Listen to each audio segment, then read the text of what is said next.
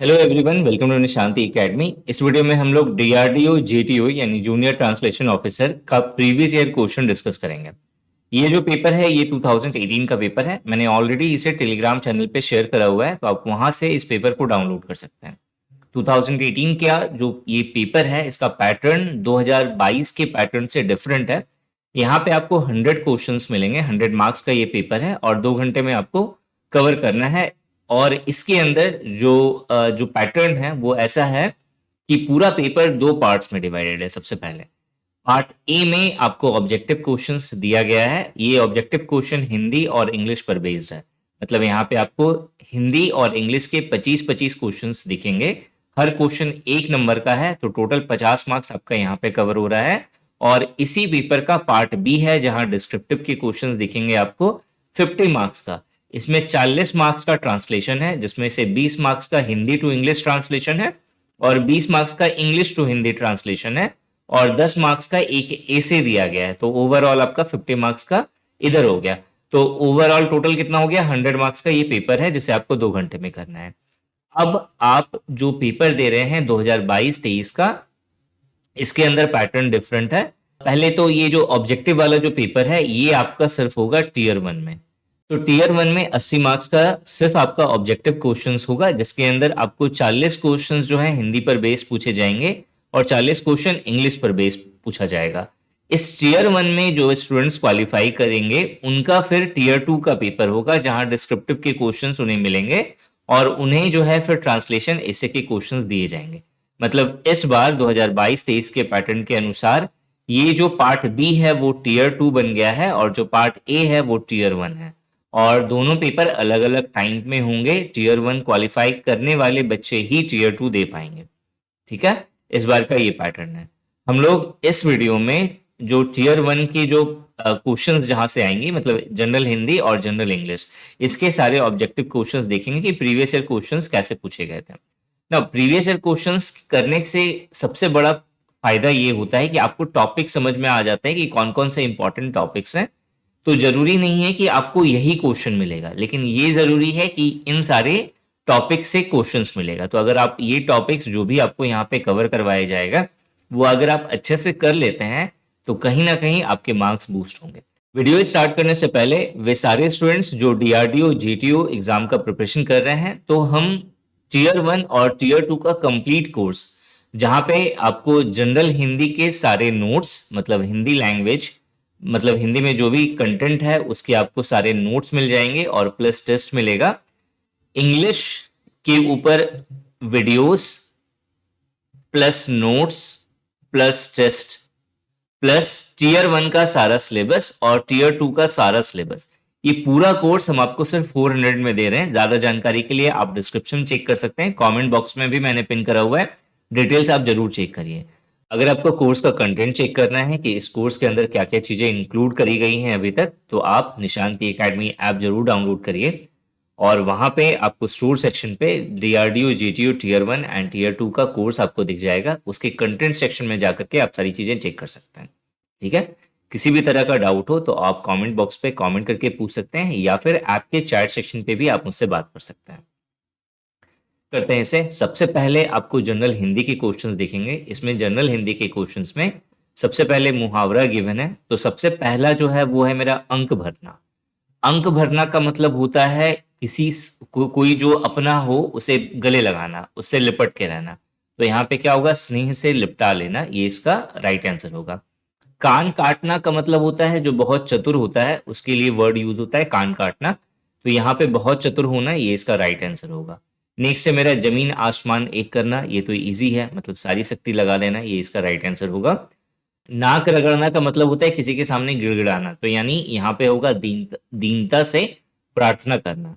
उसके बाद नेक्स्ट है मेरा लकीर का फकीर। बेसिकली लकीर का फकीर मतलब होता है जो अब किसी परंपरा को लेकर के चलता है, मतलब जो पुरानी रीति रिवाजों को मानते हुए चलता है, तो उसे लकीर का फकीर कहते हैं। तो यहाँ पे पुरानी परिपाटी पर चलने वाला, ये इसका राइट आंसर होगा। इसके बाद 6 नंबर का क्वेश्चन है अकाल पीड़ित समस्त पद का विग्रह करें। तो अकाल पीड़ित का जो समास विग्रह अगर मैं करूंगा तो क्या हो जाएगा? अकाल से पीड़ित, ये इसका राइट आंसर होगा। नेक्स्ट है मेरा कमल के समान चरण का समस्त पद क्या है, ये पूछा है। तो इसका होगा आंसर चरण कमल। ठीक है, कमल के समान चरण, तो चरण कमल ये इसका राइट आंसर होगा। उसके बाद हमसे पूछा गया है समास के प्रकार बताइए कि कौन कौन से समास होते हैं। उसमें पहला जो प्रतिदिन है ये किस तरह का समान है समास है, तो ये अवयवी भाव समास है, तो अवयवी इसका राइट आंसर होगा। नेक्स्ट है मेरा आनंद मग्न। आनंद मग्न जो है ये किस तरीके का समास हो गया, आनंद मग्न जो है ये तत्पुरुष समास हो गया, तो 9th नंबर वाला ये इसका राइट आंसर होगा। इसके बाद जो नेक्स्ट है वो है मेरा अन्न जल। तो बेसिकली अन्न जल किस तरीके का समास हो गया यहाँ पे, तो अन्न और जल दोनों एक दूसरे के अपोजिट हो गए यहाँ पे, तो ये द्वंद्व समास हो गया, तो द्वंद्व समास ये इसका राइट आंसर होगा। इसके बाद है मेरा खाली स्थानों को भरना है हमें, जिसमें 11 नंबर का जो क्वेश्चन है वो है मेरा अक्षय की माता जी का बनाया मिर्च का डैश बहुत ही स्वादिष्ट है। तो अचार बहुत ही स्वादिष्ट है। अचार और अचार दोनों में डिफरेंस होता है, अचार विचार जिसे कहते हैं ना, वो है यहाँ पे, तो ये नहीं होगा, अचार होगा।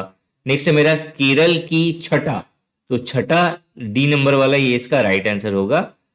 13 नंबर जो है यहाँ पे क्वेश्चन, निंदक नियरे रखिए आंगन कुटी छवाए में कवि ने डैश करने वालों को समीप रखने के लिए कहा है।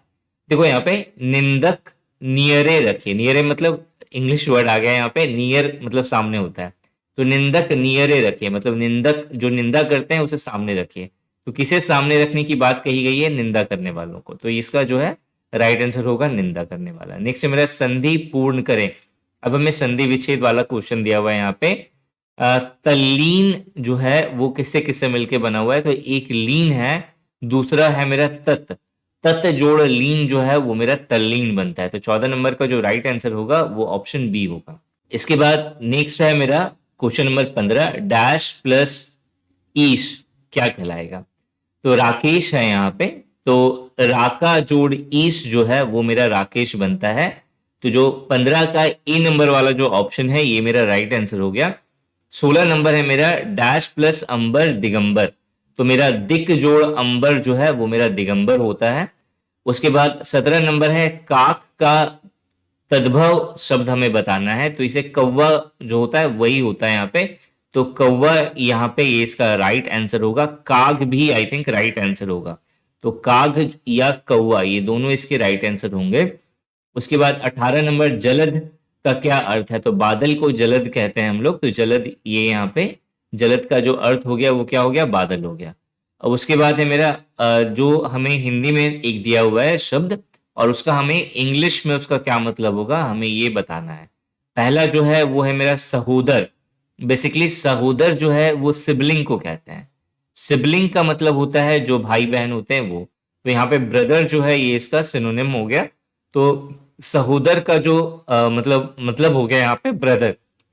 नेक्स्ट है मेरा मानक। मानक आपने देखा हुआ किसी स्टैंडर्ड को डिफाइन करने के लिए यूज करते हैं, जैसे गोल्ड वगैरह सब में 24 कैरेट का जो मानक होता है वो डिफाइंड होता है, तो स्टैंडर्ड जो है यहाँ पे राइट आंसर हो जाएगा। नेक्स्ट है मेरा 21 नंबर का क्वेश्चन है अभिष्ट। अभिष्ट का मतलब होता है जो डिजायरस होता है, जो इंटेंडेड होता है, तो यहाँ पे जो डिजायरस होगा ये इसका राइट आंसर होगा। नेक्स्ट मेरा परिवेश। परिवेश पर्यावरण से जुड़ा हुआ है, तो सराउंडिंग्स ये इसका राइट आंसर होगा। नेक्स्ट मेरा निष्क्रिय, ये तो बहुत इजी है, इनएक्टिव आप जानते हो इसे। नेक्स्ट मेरा मृग मर्चिका, ये फिजिक्स से भी मिलता जुलता वर्ड है। मर्चिका जो है मिरेज को कहते हैं, जो हमें क्या होता है लंबी सड़क में आप कभी ट्रैवल करना तो देखना बहुत दूर ऐसा लगेगा कि पानी गिरा हुआ है, भींगा हुआ है वो, लेकिन वो होता नहीं है। So this is called mirage. तो मिरेज को हिंदी में हम लोग कहते हैं मरीचिका, तो मरीचिका जो है ये मरीचिका का मतलब होगा यहाँ पे मिरेज। उसके बाद है मेरा गंतव्य। बेसिकली गंतव्य का मतलब होता है डेस्टिनेशन, तो ए वाला जो ऑप्शन होगा वो यहाँ पे राइट आंसर होगा। इसके बाद जो है मेरा 25 क्वेश्चन हिंदी वाले हो गए। अब जनरल इंग्लिश के 25 क्वेश्चंस हैं। तो पहला है मेरा इनफैलिबल। हमें क्या करना है, हमें क्लोजेट मीनिंग मतलब सिनोनिम फाइंड करना है इसका, मतलब इसका क्या मतलब हो रहा है हमें वो बताना है। तो बेसिकली पहला वाला है इनफॉलिबल। इनफॉलिबल का मतलब जो गिरता नहीं है, जो मिस्टेक नहीं करता है, तो जो मिस्टेक नहीं करता है वो कौन होगा, अचूक, जिससे किसी तरह का की चूक नहीं होती है, वो बन गया मेरा अचूक। नेक्स्ट है मेरा मुंडेन।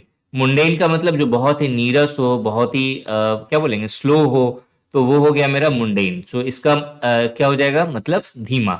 याद कैसे रखेंगे, बहुत सिंपल है। मुंडेन में आपको देखो मुंडा दिख रहा है, MUNDA, मुंडा।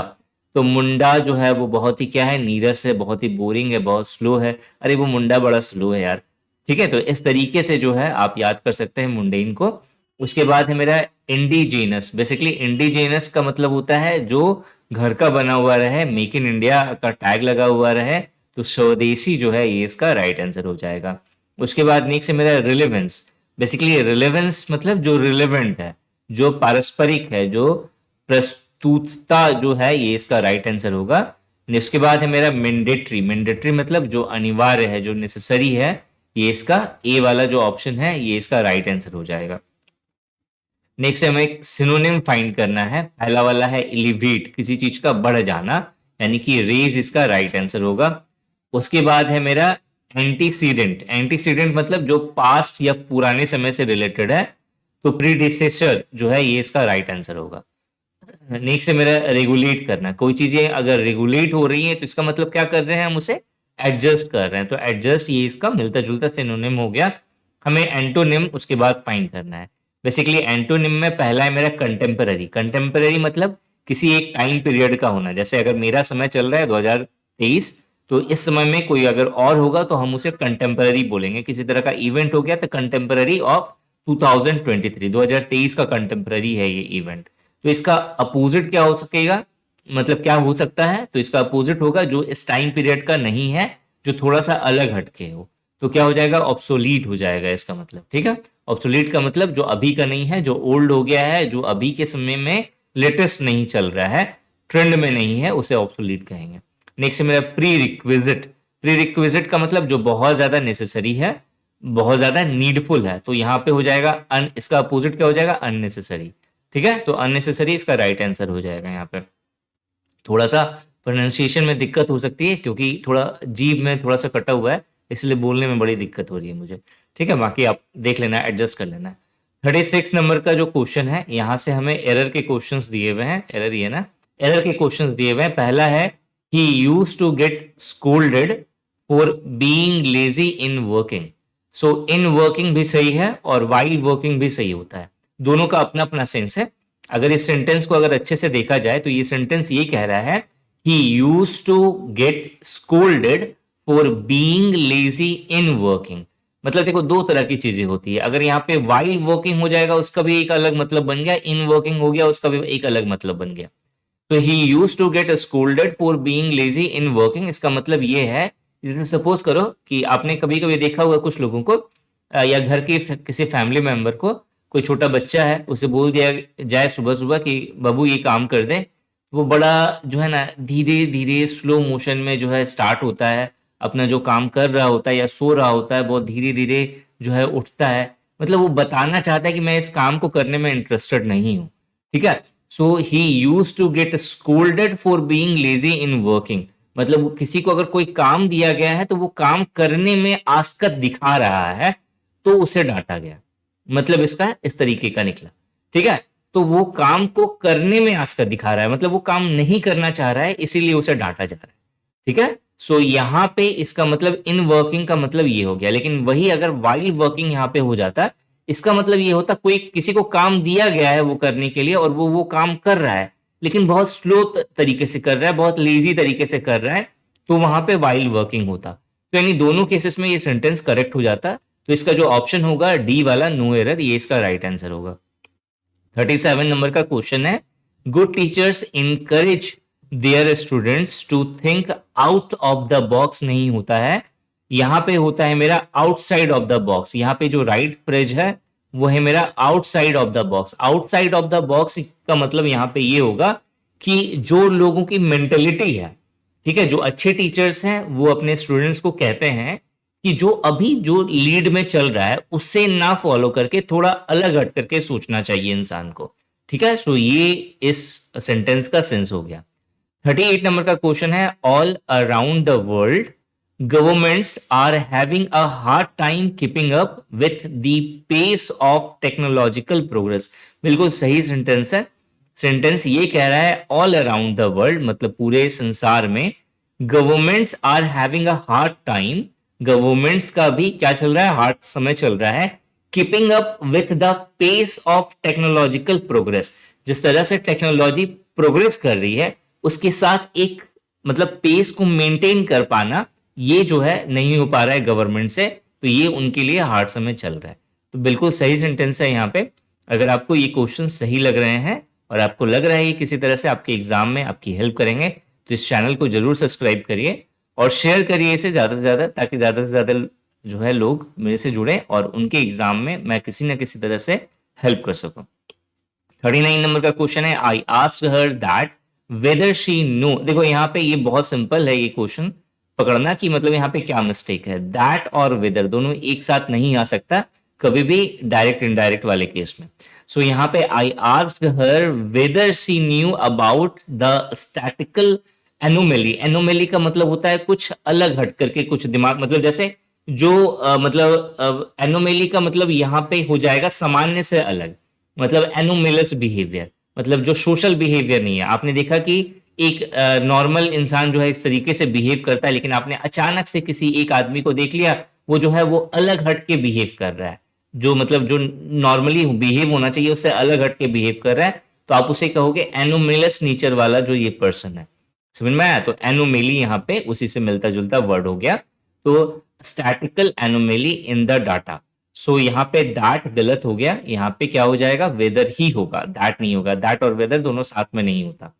नेक्स्ट है मेरा secular humanism posits that human beings are able to being ethical and moral without a religion or a god। अच्छा यहां पे देखो are able to being ethical ये गलत है, यहां पे हो जाएगा secular humanism posits that human being can be ethical. ठीक है, ये गलत हो गया। यहाँ पे secular humanism posits that human being can be ethical and moral without religion और अ गॉड, ये इसका राइट आंसर होगा। सो ऑप्शन बी जो है यहाँ पे गलत हो जाएगा। तो 40 के बाद 41 से यहाँ से इडियम से स्टार्ट है। पहला जो क्वेश्चन है once in a blue moon, बहुत इजी है ये, मतलब रेयरली जो दिखता है। So an event that happens infrequently, ये इसका राइट आंसर होगा। उसके बाद to cut corner, to cut corner का मतलब होता है जिसकी जो इफिशियंसी होती है अगर वो अपनी इफिशियंसी के अकॉर्डिंग काम ना करे, उससे डाउन काम करे और चीजों को खराब कर दे, तो उसके लिए हम लोग टू कट कॉर्नर यूज करते हैं। तो यहाँ पे जो तीसरा वाला जो है टू डू समथिंग चीपली और बैडली, ये इसका राइट आंसर होगा। नेक्स्ट है यहाँ पे to hit the nail on the head, मतलब जो चीज जैसा सोचना, मतलब सामने वाले के दिमाग में अगर कुछ चल रहा है इस तरीके से,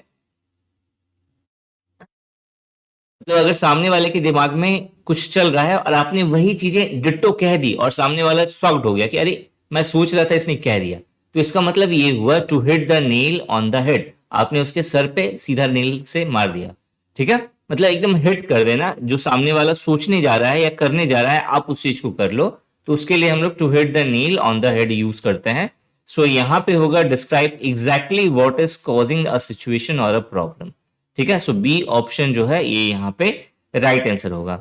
नेक्स्ट है व्हेन पिग्स फ्लाई, व्हेन जब पिग्स फ्लाई, जब जो पिग्स हैं वो उड़ना शुरू कर देंगे, which is practically not possible, मतलब भी यहाँ पे वही है, ऐसी चीजें जो कभी नहीं हो सकती, तो something that will never happen, ए जो है ये इसका राइट आंसर होगा 44 का।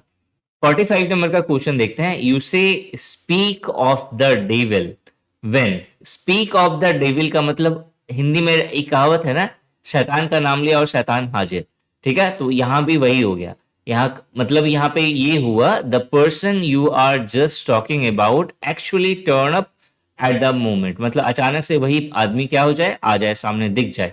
तुम लोग कहते हैं शैतान का नाम लिया और शैतान हाजिर, वही सारी चीजें यहाँ पे हैं।